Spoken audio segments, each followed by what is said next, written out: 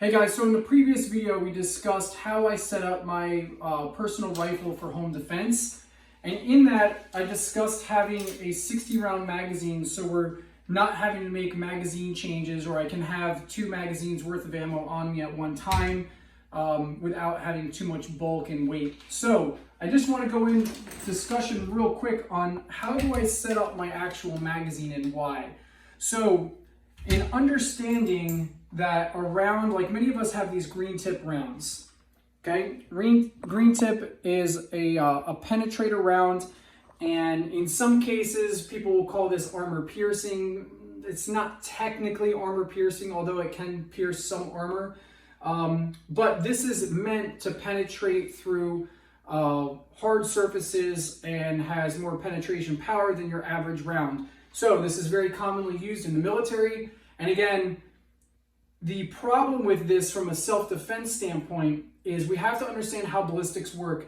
Now, this round is meant to penetrate. So what happens is if it hits a person, you ever heard the term like in the military, like, yeah, the 223 round is, or a 5.56 round just goes clean through and doesn't really do a lot of damage? Well, the reason is they're referencing green tip ammo.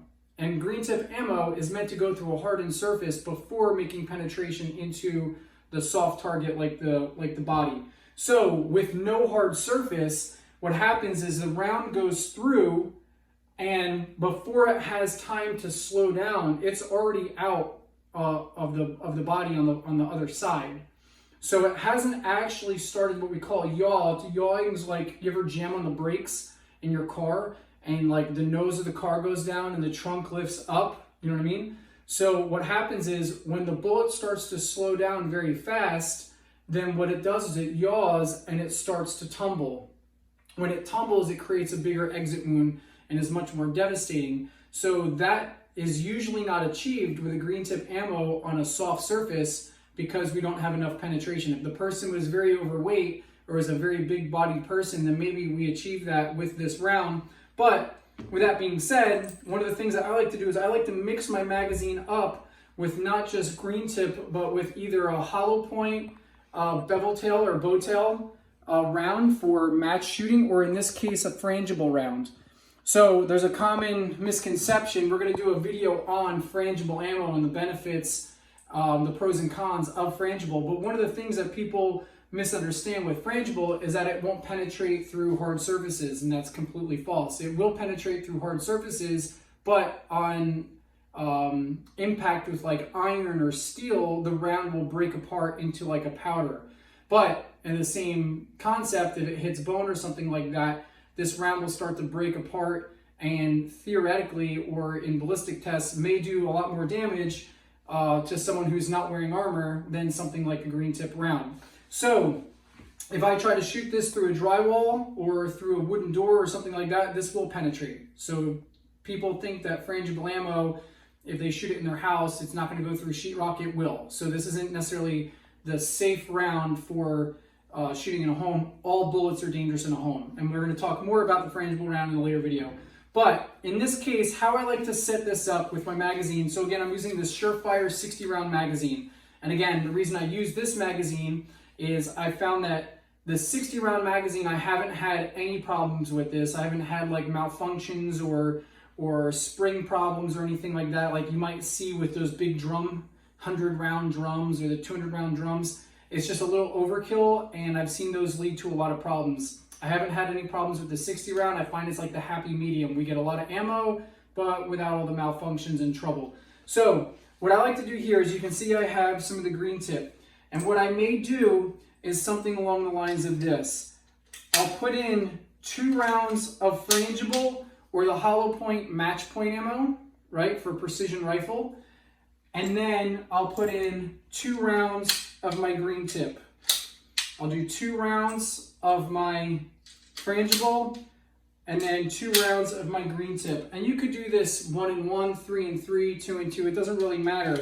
But the idea here is, while I'm utilizing this, I can engage a target, and if it's dark out, or you know, if someone's wearing clothing, if they were wearing armor or something like that over clothing, I have different options of rounds to get a different result. If I'm shooting into, you know, through furniture or through things in my house or whatever it is, if there's a vehicle in front of the house and there's people coming out to try to do, you know, a home invasion or something like that, I get different results with the different rounds on the target that I'm shooting because I don't know what my bad guy is going to be wearing and I don't know what their setup is going to be.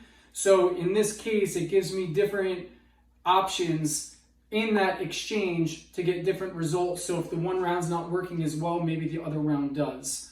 So just an idea of something you can play around with. What I would definitely do is test the magazine. When you do this, I'd go to the range and do a couple test fires and run through a magazine and just make sure that your gun cycles the rounds. It shouldn't have a problem going back and forth between rounds, right? But you always want to double check how your setup is working.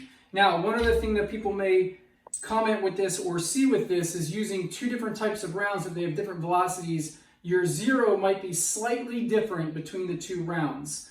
But if we're talking about home protection where you're shooting 5 yards, 10 yards, 20 yards, the deviation between these two rounds at that close proximity is so minuscule, it's not going to make a difference. If we're talking about shooting out to 200 yards or something like that, then yeah, we might see a slight difference, maybe by like an inch or something minuscule with these two different rounds. But again, at this proximity for home protection, it's not really going to make a difference. So although that will be a concern that you'll probably have, I wouldn't get too hung up on that. One other idea on this, I wouldn't do this for home protection. I don't even know if I should throw this out there. But here's another thought process on doing different rounds within a magazine.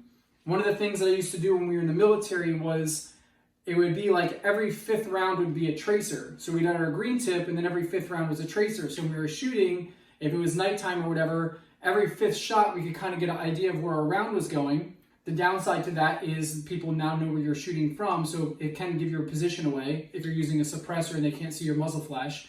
But aside from that, what we do is sometimes we put like 5 rounds at the bottom. So if I'm shooting a clean mag and all of a sudden I go flash, flash, flash, flash from the tracer, I know that, oh crap, it's time to do a mag change. I have a mag change coming up in the next couple shots. Now, that's probably not the best idea for home protection because you might set your house on fire. But again, just kind of talking about the concept of mixing up different rounds within our magazine for different uses to get a different result. So hope that helps. Let me know what you think.